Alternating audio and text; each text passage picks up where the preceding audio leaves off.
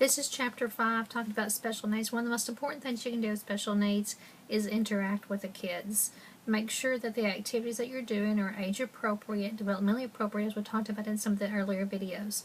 In your book, it talks about also making sure that you know what the children can and cannot do. You don't want to push them too far or challenge them too hard. You want them to be able to make some accomplishments before they meet those challenges. If something is being too challenging for them, back off a little bit. If you can change the activity up, do that so they can complete and accomplish the activity in the classroom. It's going to take time. For some children, it's going to take a little bit longer than other kids, but that's okay.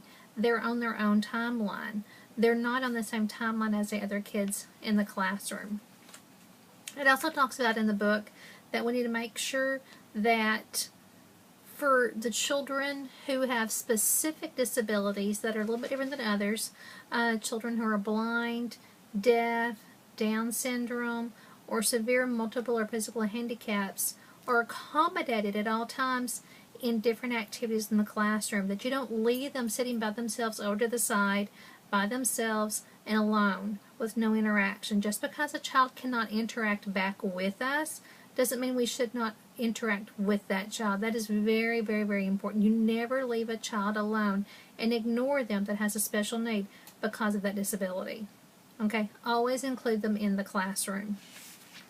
Now, when we do accommodations with children, those are all included in the IEP, the Individualized Education Plan, or the IFSP, the Individualized Family Service Plan.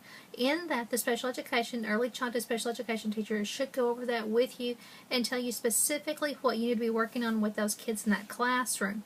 Now, a lot of you may not have children that have more involved special needs. You might just have children with specific learning disabilities, or you may have children that have not been diagnosed yet, but you think might have a learning disability. It's important to know what that IEP says and to follow that. It is a law. Once it is written and is signed, you have to follow it. If you don't follow that IEP and you don't do the accommodations with the children, you can get in a lot of trouble. It can even lead to a lawsuit, and that's not something I want to happen with you. If you're unsure of what you need to do, or if you notice that the different activities that are listed in the IEP are too challenging for the child, then speak to the special education teacher about that and see if you can put a few more objectives in there before they reach that objective. Or it may be they need to back off from that objective or that goal and do something a little bit different. Now, that doesn't mean we don't need to make sure the activities are easy for the child, because they don't need to be easy all the time. They need to be able to make accomplishments, but they also need to work hard for those too. But there's a difference in working hard and being too challenging for the child. There's a lot of information in the textbook, especially about different areas, working with children with Asperger's in the book. So make sure you read those areas that are included. Now, something else I want to talk to you about, this is outside of special needs, attention span. Kids' attention spans are very limited, very small. That's why all these videos are anywhere between 2 to 5 minutes in length. Attention span is very important. Most activities that you do in your classroom, in group activities, small group or large group, doesn't need to be any more than 5 to 10 minutes at the most. If you see that you're losing the kids, do something else. Bring in a music or movement activity. You need to be well versed in changing and transitioning activities so that there's no downtime for the kids in your classroom. It talks about transitioning in your book from group time to small group to free play. That's very important. You can do that in lots of different ways, with music, with movement, by calling names of groups of children over to do activities where there's not a lag. Everybody is being included at all times. No one is left alone. No one is sitting by themselves, not being engaged. Engagement is very important in the classroom. If you don't engage the children, then that's going to lead to pushing, shoving, hitting, and other behavioral issues. The more you have the children engaged in the classroom, the less behavioral issues you're going to have. And that all goes back to very good transitioning activities in the classroom. It also goes back to your attitude. The more positive attitude you have in the classroom, the more positive the children are going to interact with you on a daily basis. Now, we can't all be happy all the time. We don't always feel good all the time. But as preschool teachers, we need to be on our toes as soon as we walk in that classroom.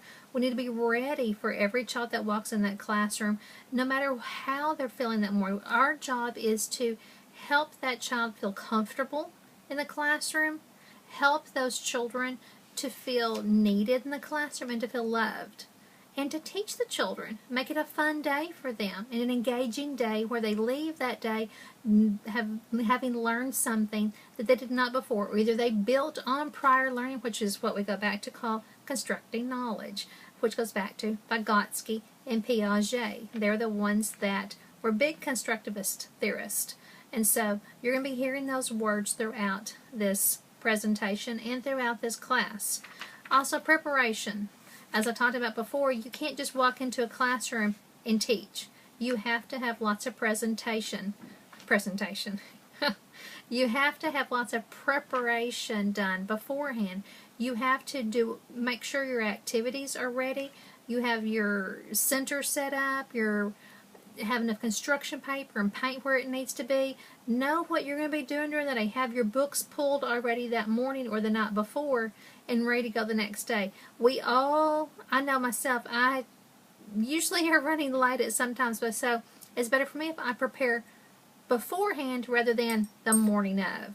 Because typically speaking, the morning of, I'm a little behind or a little flustered, or something happens, the car won't start, the kids have had a bad morning at your own house, and that makes your day, it makes it stretch out and makes it a little bit harder on the children.